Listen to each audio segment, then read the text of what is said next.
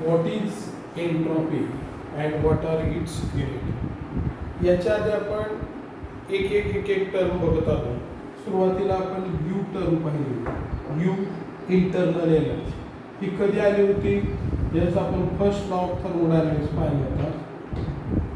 U is equal to delta U is equal to Q plus W. Delta U change in internal energy. म्हणजे आपण जर एक beaker घेतलं, या बीकरमध्ये जर एखादा सबस्टन्स भरले तर यांच्या अंगी कोणत्या कोणत्या ऊर्जा असू शकतात. यांच्या अंतर्गत ऊर्जा कोणती? तर यांना स्थितीज ऊर्जा आहे, गतिज ऊर्जा आहे, म्हणजे पोटेन्शियल एनर्जी आहे, कायनेटिक एनर्जी. यांना जर आपण तापवलं तर हे मॉलिक्यूल एक्सपांड होतात आणि आतला पिस्टन बाहेर ढकलतात, म्हणजे सिस्टीम सराउंडिंगवरती कार्य करतात. आणि त्यांच्याद्वारे क्यू म्हणजे काय? P delta V. P pressure आणि डी डेल्टा व्ही म्हणजे आकारमानाचा फरक. यांच्याद्वारे जाणवणारं प्रेशर आणि डेल्टा व्ही या सगळ्या प्रकारच्या एनर्जी ज्या असतात त्या या बीकरमध्ये असलेल्या मॉलिक्यूलच्या इंटरनल एनर्जी. तर आपण यातली यू एक टर्म पाहिली, ही झाली इंटरनल एनर्जी. त्यानंतर एन्थाल्पी. एन्थाल्पी म्हणजे काय? तर H is equal to U plus P V. अंतर्गत ऊर्जा अधिक प्रेशर व्हॉल्यूमच्या रूपात उपलब्ध असलेली ऊर्जा, या सगळ्या ऊर्जेचा जो बेरीज आहे त्याला आपण एन्थाल्पी असं म्हणतो. आता एन्थाल्पी नंतर एंट्रॉपी पाहिजे. एंट्रॉपी म्हणजे काय? It is a measure of disorder. किंवा एंट्रॉपीची व्याख्या काय? Entropy is unavailable energy of system to do useful work. समजा आपण इथे एक फेमस उदाहरण घेतलं की एक बुंदीचा लाडू घेतला. हा सुरुवातीला असा सुट्ट्या स्वरूपात आहे, म्हणजे प्रत्येक कळीकडं स्वतःची एक ऊर्जा आहे. आता ह्यांना जर आपण एकत्र केलं आणि ह्याचा मिळून जर आपण असा घट्ट एक लाडू तयार केला तर काय झालं? हे मॉलिक्युल्स एकत्र आले याच्यात. जर मी ह्याला जोरात दाबलं तर हे सुट्टे होते आणि अशा कळ्या पडतील. म्हणजे हे एकत्र असणं म्हणजे हा ऑर्डर्ड फॉर्म, आणि असं विस्कळीत असणं त्याला म्हणायचं डिसऑर्डर फॉर्म. कुठलीही गोष्ट योग्य रचनेत असलेली ती सुट्टी होणं याला म्हणायचं डिसऑर्डर. आता हे ज्यावेळेस ऑर्डर्ड फॉर्ममध्ये हा पदार्थ होता तेव्हा हे पदार्थ एकमेकाला धरून होते. ज्यावेळेस आपण त्याच्यावर ऊर्जा लावली त्यावेळेस ती सुट्टी झाली. म्हणजे ह्या मॉलिक्यूलमध्ये एक अंतर्गत ऊर्जा, हे हलत असतानाची पोटेन्शियल कायनेटिक एनर्जी, स्थिर असतानाची पोटेन्शियल एनर्जी, याच्या व्यतिरिक्त आणखीन एक एनर्जी आहे जी एनर्जी या मॉलिक्यूलला एकत्र ठेवते, ती एनर्जी आहे एंट्रॉपी. म्हणजे मॉलिक्यूलकडून बरीचशी अनअवेलेबल एनर्जी आहे पण ती वापरात आली नाही, त्याला आपण म्हणायचं एंट्रॉपी. पण एंट्रॉपी हे कशाचं परिमाण आहे? विस्कळीतपणा मोजायचं परिमाण आहे. आपण म्हणून उदाहरण लक्षात घ्या, एक हातामध्ये बुंदीचा लाडू आहे, हा ऑर्डर्ड फॉर्म आहे. तुम्ही जरा ताकद लावली काय सुट्ट्या झाल्या, म्हणजे ऑर्डर्ड फॉर्म डिसऑर्डरमध्ये रूपांतरित झालं. आता याचं युनिट काय? ऊर्जा. ह्याचं उदाहरण युनिट काय असतं? Calorie, joule, litre atmosphere. त्यातलं CGS युनिट आहे कॅलरी पर डिग्री पर मोल. आता पर डिग्री कशासाठी आलं? ठीक आहे, कॅलरी पर मोल असायला पाहिजे होतं. मध्येच डिग्री काय आलं? तर या ठिकाणी टेम्परेचरचा संबंध आहे की सगळ्यात जास्त एखाद्या सिस्टीममध्ये आपण एखाद्या सिस्टीममध्ये एखादा पदार्थ ठेवतो त्याच्यावर सगळ्यात जास्त परिणाम हा उष्णतेचा होतो. म्हणजे उष्णता दिली की डिसऑर्डर सुरू होतो. म्हणून कॅलरी पर डिग्री पर मोल किंवा जूल पर केल्विन पर मोल हे याचं असाइनमेंट आहे. CET मध्ये प्रश्न येतो what is the unit of entropy. एक मार्काचा प्रश्न व्हॉट इज एंट्रॉपी आणि एक मार्काचा प्रश्न व्हॉट आर इट्स युनिट. तर आपण हे विसरलं तर चालेल पण हे सांगणं गरजेचं आहे. त्यानंतर greater is disorder greater will be the entropy. जितका विस्कळीतपणा जास्त तेवढी ऊर्जा जास्त. Spontaneous process proceeds towards the disorder.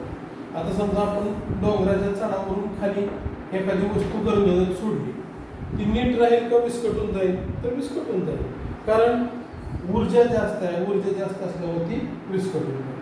Spontaneous प्रोसेसचं उदाहरण आपण मागच्या लेक्चरमध्ये पाहिलं की डोंगराच्या चढावरून खाली सोडून दिलेलं पाणी.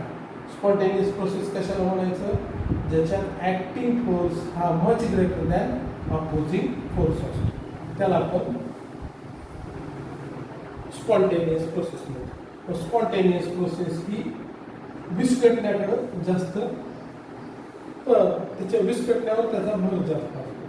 आता एन्ट्रॉपी, समजा इथे हा खडू आहे, ह्या खडूचे प्रत्येक कण ना कण आहे बघा, याची लहान लाईन ओढत आहे, आणखीन याची एक लहान लाईन ओढत आहे. याच्यात किती एन्ट्रॉपी आहे, किती ऊर्जा वापरात न येणारी शिल्लक आहे हे सांगता येत नाही. पण आपल्याला हे चांगलं सांगता येतं की असा एवढा खडू होता, ह्या खडूकडं सुरुवातीला 100 एनर्जी होती, अर्धा झाला त्यावेळेस 50 झाली, म्हणजे तेवढीच राहिली असं नाही, आणखीन असू शकते. म्हणजे थोडक्यात एन्ट्रॉपी सांगता येत नाही, पण एन्ट्रॉपी मधला बदल सांगता येतो. सुरुवातीची एन्ट्रॉपी, शेवटची एन्ट्रॉपी, यातला बदल एन्ट्रॉपी एस या सिम्बॉलने दाखवली जाते. म्हणून दोघातला बदल final entropy minus initial entropy S2 minus S1 ही डेल्टा एस ने दाखवली जाते. मग पुढचा प्रश्न आहे, what is mean by entropy change? Entropy change जो आपण डेल्टा एस ने दाखवला तो entropy change of system is defined as heat transfer to it in a reversible manner divided by temperature at which takes place. आता ही व्याख्या यायची असेल तर इथं यायचं. आपल्याला विस्कळीतपणा किंवा एन्ट्रॉपी चेंज म्हणजे सिस्टीमला दिली गेलेली किंवा सिस्टीमकडून बाहेर पडलेली उष्णता आणि त्यावेळेसचं टेम्परेचर. म्हणजे समजा या बीकरमध्ये आपण बर्फ ठेवला आणि ह्याला उष्णता दिली, उष्णता दिली घेतली आपण क्यूनी दाखवतो, amount of heat absorbed or amount of heat evolved क्यूनी दाखवतो. आणि ह्या वेळेस ज्यावेळेस उष्णता कधी गेली, ज्यावेळेस बर्नरचं टेम्परेचर 100 डिग्री होतं, म्हणजे यावेळेस काय होईल, हीट आत जाईल. आता तुम्हाला माहिती आहे, आपण याच्या आधी पाहिले की काही प्रॉपर्टीज ह्या पाथ फंक्शन आहे. Path function, state function, intensive property आणि एक्सटेन्सिव्ह प्रॉपर्टी अशा आपण गोष्टी बघितल्या होत्या. कशाला म्हणायचं पाथ फंक्शन, कशाला म्हणायचं स्टेट फंक्शन आणि कशाला म्हणायचं इंटेन्सिव्ह प्रॉपर्टी आणि एक्सटेन्सिव्ह. हे आता आपल्याला सहज आलं पाहिजे, तर याचा उल्लेख कुठं आला तर आपल्याला सहज येईल. आधी पाथ फंक्शन. पाथ फंक्शन म्हणजे काय? आपण जर ही सिस्टीम घेतली, या आपण सुरुवातीला पहिल्या लेक्चरमध्ये पाहिले, सिस्टीम म्हणजे काय तर भौतिक जगताचा अभ्यासासाठी निश्चित केलेला भाग. तुम्ही एक या रूम एवढं भांडं घेतलं, तुमच्या हाता एवढं भांडं घेतलं, आपल्या वर्गा एवढं भांडं घेतलं, जो एरिया तुम्ही निश्चित करता ती असते सिस्टीम. त्याच्या बाहेरची उर्वरित जी आहे ह्या जगाचा सगळा ते असतं सराउंडिंग, आणि दोघांना सेपरेट करणारी जी लाईन असते त्याला आपण म्हणतो बाउंड्री. मग ज्यावेळेस आपण काही पाथ फंक्शन बघतो, म्हणजे क्यू आणि डब्ल्यू एवढी दोन पाथ फंक्शन आहेत. क्यू म्हणजे काय? Amount of heat absorb or even, आणि डब्ल्यू म्हणजे काय? Work done on the system or bye system. आता जर मागं सांगितलं मोठ्याने लहानाला काय दिलं की पॉझिटिव्ह आणि लहानाने मोठ्याला काय दिलं की निगेटिव्ह. आतून बाहेर उष्णता गेली की निगेटिव्ह, बाहेरून आत उष्णता आली की पॉझिटिव्ह, आतून बाहेर कार्य झालं की निगेटिव्ह, सराउंडिंगनी सिस्टीमवर कार्य केलं की पॉझिटिव्ह. मग आपल्याला जर सिस्टीमची एन्ट्रॉपी चेंज काढायची असेल तर Q reverse divided by T, म्हणजे किती उष्णता सराउंडिंगकडनं सिस्टीमने घेतली. ह्याला आता काय झालं, सराउंडिंगकडनं सिस्टीमने उष्णता घेतली मायनस आणि त्यात पर्टिक्युलर टेम्परेचर. कोणत्या टेम्परेचरला? 10 डिग्रीला ही प्रक्रिया झाली का 100 डिग्रीला? तर साधं सोपं व्हॉट इज एन्ट्रॉपी चेंज हे जर लक्षात ठेवायचं असेल तर heat transfer to the system in reverse manner at particular temperature, ही त्याची व्याख्या आहे आणि तो फॉर्म. आता मगाशीचा जो आपण पाठ बघत होतो तोच पाठ जर इथे घेतला आपण तर असा आहे की हा एक बीकर आहे, ह्या बीकरमध्ये बर्फाचे 4 तुकडे ठेवले. आणि आपल्याला ते वितळवायचे. काय करावं लागेल, याच्या खाली बर्नर लावावं लागेल. बर्नर लावल्यावर काय होईल, आणि वरनं एक झाकण लावावं लागेल. म्हणजे ही झाली सिस्टीम आणि याच्या कडेचा हा सगळा भाग झाला सराउंडिंग. मग ज्या वेळेस आपण याला उष्णता द्यायला लागतो त्यावेळेस आधी इथली हवा ही तापते, ह्या भांड्याचा बाहेरचा पृष्ठभाग तापतो, मग आतले मॉलिक्यूल तापतात, मग एकमेकापासून वेगळे होतात आणि मग बर्फ वितळतो. म्हणजे कोणतीही प्रक्रिया करताना सराउंडिंगला पण फरक पडतो आणि सिस्टीमला पण फरक पडतो. मग एखादी प्रक्रिया ही उत्स्फूर्त आहे का नाही हे जर काढायचं असेल तर आपल्याला सिस्टीमचा पण एन्ट्रॉपी चेंज आणि सराउंडिंगचा पण एन्ट्रॉपी चेंज बघावा लागतो. समजा आपण याच्यात आतमध्ये एक तप्त लोखंडाचा तुकडा ठेवला आहे आणि कडेने बर्फ लावला, ही रिॲक्शन स्पॉन्टेनियस आहे का नाही हे बघायचं असेल तर आतला तापलेला लोखंडाचा तुकडा वितळायला लागेल आणि बाहेरचा बर्फ पण वितळायला लागेल. जेव्हा असं होईल त्यावेळेस हे लोखंड आपल्याला थंड होईल. म्हणजे ह्याला थंड करायचे तर ह्याचे इथं पण एन्ट्रॉपी चेंज व्हावं लागेल आणि इथं पण एन्ट्रॉपी चेंज व्हावं. म्हणजे कोणतीही क्रिया ही होताना एन्ट्रॉपी चेंज टोटल मोजावा लागतो. एक एन्ट्रॉपी चेंज ऑफ सिस्टीम आणि एन्ट्रॉपी चेंज ऑफ सराउंडिंग. आणि ह्या दोघांच्या बेरजेला म्हणतात डेल्टा एस टोटल किंवा डेल्टा एस युनिवर्स. आता ह्या सगळ्या मानून घ्यायच्या कल्पना आहेत. आपण एका बिकरमध्ये एखादी प्रक्रिया चालू ठेवली, ही घडेल का नाही. समजा एका बिकरमध्ये चुनखडी घेतली आणि त्याच्यात पाणी होत नाही, उत्स्फूर्तपणे क्रिया होईल का नाही. समजा इथे एक बिकर घेतलं आणि त्याच्यात चुनखडी घेतली, पाणी होत नाही. आता काय होईल, उत्स्फूर्तपणे क्रिया होईल. इथं पण तापमान बदलेल आणि कडेच्या भागात पण तापमान बदलेल. असं झालं तरच प्रक्रिया उत्स्फूर्त होते. जर बाहेरचं तापमान बदललंच नाही तर ही प्रक्रिया होणार नाही. समजा ही चुनखडी आहे, पाणी आहे, बरं फ्रीजमध्ये ठेवलं -200 डिग्री टेम्परेचर ठेवलं तर ही डिवॉल्व्ह होणार नाही, कारण बाहेरच्या पण सराउंडिंगचा तितकाच रोल आहे. म्हणून कुठलीही प्रक्रिया ही उत्स्फूर्त व्हायची असेल तर त्याचा आपल्याला डेल्टा एस टोटल काढावा लागतो. सिस्टीममधल्या एन्ट्रॉपीमधला चेंज तसंच सराउंडिंगमधला एन्ट्रॉपी चेंज. जर या दोघांची बेरीज जर शून्यापेक्षा मोठी आली म्हणजेच प्लसमध्ये आली तर ती प्रक्रिया स्पॉन्टेनियस असते. जर ही 0पेक्षा लहान आली, निगेटिव्ह आली तर ती प्रोसेस नॉन स्पॉन्टेनियस असते. आणि जर 0 आली तर ना ती प्रक्रिया स्पॉन्टेनियस असते ना नॉन स्पॉन्टेनियस, ती ॲट इक्विलिब्रियम असते.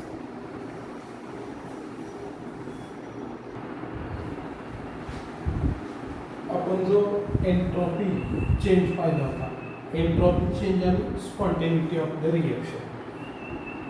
एन्ट्रॉपी चेंज म्हणजे डेल्टा एस कधी पॉझिटिव्ह येईल कधी निगेटिव्ह. I2चं रूपांतर बघा, इथं पण I2च मॉलिक्यूल आहे, इथं I2 लिक्विड आहे. फक्त काय झालं, त्या बेकरमध्ये आयडनचे क्रिस्टल्स होते, त्याचं पाणी झालं, मग सॉलिडचं लिक्विड झालं. म्हणजे विस्कळीतपणा वाढला का कमी झाला, हे सॉलिड आहे आणि हे लिक्विड आहे. म्हणजे विस्कळीतपणा वाढला की डेल्टा एसची किंमत पॉझिटिव्ह होती. I2 solid to I2 liquid. समजा आपण या बेकरमध्ये क्लोरीन गॅस घेतला आणि त्या गॅसचे हा मॉलिक्यूल आहे ClCl पासून तयार झाले, त्याच्यापासून ClCl असे रॅडिकल तयार झाले. म्हणजे असा Cl2 होता तो असा झाला, सुट्टा झाला. सुट्टेपणा वाढला, विस्कळीतपणा वाढला की डेल्टा एस पॉझिटिव्ह. आता N2O2 हे गॅसचं मिक्सर होतं. इथं गॅस स्टेट आहे, इथं गॅस स्टेट आहे, इथं गॅस स्टेट.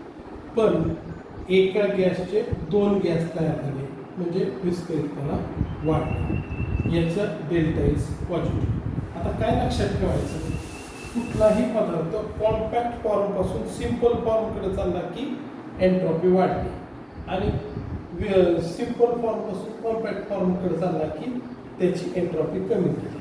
म्हणजे समजा हे सॉलिड आहे, सॉलिडचं लिक्विड झालं आणि लिक्विडचा गॅस. सॉलिडपेक्षा लिक्विड दिला, लिक्विडपेक्षा गॅस आणखी मोकळा. म्हणजे मोकळेपणा वाढत चालला की एन्ट्रॉपी वाढते. मोकळेपणा कमी होत चालला की एन्ट्रॉपी कमी. तर हे झालं सॉलिड लिक्विड गॅस. हा Cl2 मॉलिक्यूल आहे, त्याचे Cl ॲटम्स तयार झाले, म्हणजे विस्कळीतपणा वाढला, इथं सुद्धा एन्ट्रॉपी वाढते. तर ही झाली डेल्टा एस पॉझिटिव्हची उदाहरण. डेल्टा एस निगेटिव्हची काय बघा, गॅसचं लिक्विडमध्ये कन्व्हर्शन. गॅस सुट्टा असतो, लिक्विड कॉम्पॅक्ट असतं. कॉम्पॅक्टपणा वाढला की डेल्टा एस ही निगेटिव्ह आला. दोन गॅसपासून एक गॅस तयार झाला, इथं काय झालं, एका गॅसपासून दोन गॅस तयार झाले, विस्कळीतपणा वाढला. दोन गॅसपासून एक गॅस तयार झाला, विस्कळीतपणा कमी झाला. म्हणजे सहजासहजी तुम्हाला जर विचारलं की खाली दिलेल्या एक्झाम्पलमध्ये एन्ट्रॉपी चेंज पॉझिटिव्ह झाला का निगेटिव्ह, रिॲक्शन स्पॉन्टेनियस आहे का नॉन स्पॉन्टेनियस. कोणाच्या बाबतीत N2O2, एका गॅसचे दोन गॅस, दोन गॅसचा एक गॅस, गॅसचं सॉलिड, सॉलिडचं लिक्विड, याच्यात जितकं गॅसकडं जाऊ गॅस अवस्थेकडे तेवढं एन्ट्रॉपी वाढणार, जितकं कॉम्पॅक्ट फॉर्मकडे जाऊ तेवढा एन्ट्रॉपी चेंज कमी होणार. पण हे आपण फक्त एका ह्याच्यात सांगू शकतो. पण असं जर दिलं H2 twice H2 plus O2 forms H2. आता इथल्या ज्ञानाप्रमाणे इथं जर बघितलं तर दोन गॅसपासून एक लिक्विड तयार झालंय.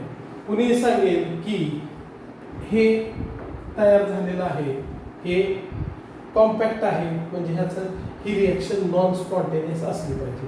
पण इथं सिंगल पार्टिकल होता किंवा एका गॅसची दोन गॅस. आता इथं दोन गॅसची ॲक्च्युअल रिॲक्शन दिली आहे, त्याचा एन्थाल्पी चेंज दिला आहे, एन्ट्रॉपी चेंज दिला आहे, टेम्परेचर दिले आहे.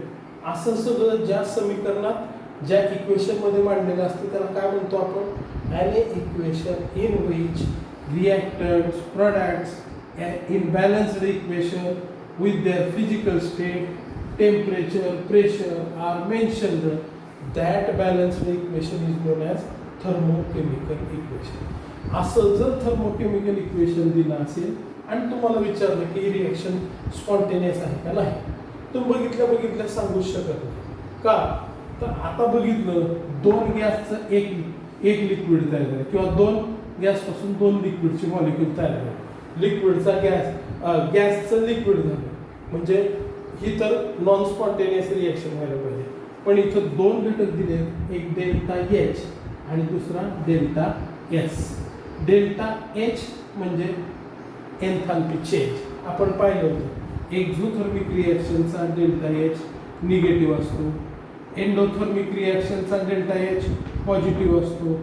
एक्झोथर्मिक रिॲक्शन ह्या स्पॉन्टेनियस असतात, एंडोथर्मिक रिॲक्शन्स ह्या नॉन स्पॉन्टेनियस असतात. मग इथं पाहिल्यानंतर आपण प्रथमदर्शनी असं म्हणू शकतो डेल्टा एच ह्याचा निगेटिव्ह आहे म्हणल्यावर ही रिॲक्शन स्पॉन्टेनियस आहे. पण नुसतं डेल्टा एच वर सांगता येत नाही, तर आपल्याला डेल्टा एस पण काढावं लागेल. आता तुम्ही म्हणाल तर डेल्टा एस निगेटिव्ह दिला आहे, ते निगेटिव्ह आहे, हे निगेटिव्ह आहे, हे पॉझिटिव्ह असलं असतं, हे निगेटिव्ह असलं असतं, लगेच आपण म्हणून टाकलं असतं रिॲक्शन इज स्पॉन्टेनियस. पण इथं एक आपल्याला सूचना दिली, डेल्टा एच निगेटिव्ह म्हणजे heat transfer from system or heat transfer towards the system.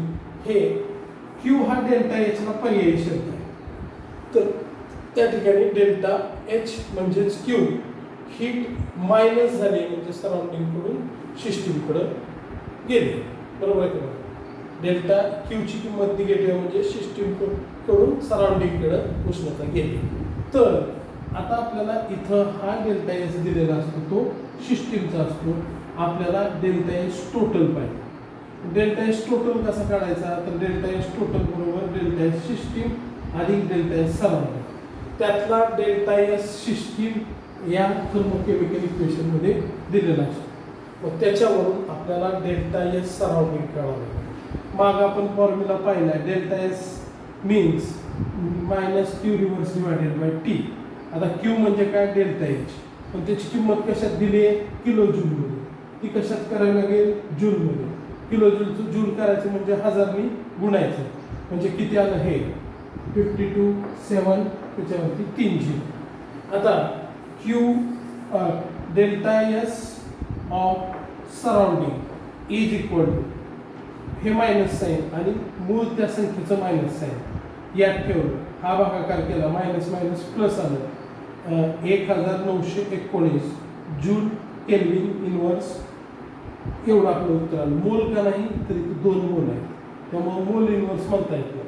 तर ही डेल्टा एस सराउंडिंगची किंमत आहे. आता डेल्टा एस सराउंडिंग मिळालं आहे, डेल्टा एस सिस्टीम आहे, दोघांची बेरीज करून बघायची. जर उत्तर 0च्या पुढे आलं तर ती रिॲक्शन स्पॉन्टेनियस आहे, आणि जर 0पेक्षा कमी आलं तर ती रिॲक्शन नॉन स्पॉन्टेनियस. सराउंडिंगची किंमत आहे 1919, याची किंमत आहे वजा 327, दोघांची बेरीज केली प्लस 1592 एवढं उत्तर आलं. ही आलेली संख्या पॉझिटिव्ह आहे, म्हणून वरची रिॲक्शन स्पॉन्टेनियस. म्हणजे अशी जर रिॲक्शन थर्मोकेमिकल इक्वेशनच्या स्वरूपात दिली असेल तर बघितल्या लगेच म्हणायचं नाही स्पॉन्टेनियस नॉन स्पॉन्टेनियस. तर ती कशी ठरवायची, तर आपल्याला डेल्टा एस टोटल काढावा लागतो. डेल्टा एस टोटल कसा काढायचा, तर थर्मोकेमिकल इक्वेशनमध्ये डेल्टा एस सिस्टीमचा दिलेला असतो, तर सराउंडिंगचा काढावा लागतो. तो काढण्यासाठी फॉर्म्युला काय वापरायचा, minus Q reverse divided by T. मग हे क्यू कुठं आणायचं, क्यू म्हणजे डेल्टा एच. ती किंमत दिलेली असते नेहमी किलो जूलमध्ये, ती कशात कन्वर्ट करायची, जूलमध्ये. म्हणजेच काय करायचं, 1000 ने गुणायचं. मग हे आल्यानंतर डेल्टा एस सराउंडिंगची किंमत जी ती सिस्टीमची दिली ती, या दोघांची जर बेरीज पॉझिटिव्ह आली तर वरची केमिकल इक्वेशन हे स्पॉन्टेनियस आहे, वरची केमिकल रिॲक्शन स्पॉन्टेनियस आहे, नाहीतर नॉन स्पॉन्टेनियस.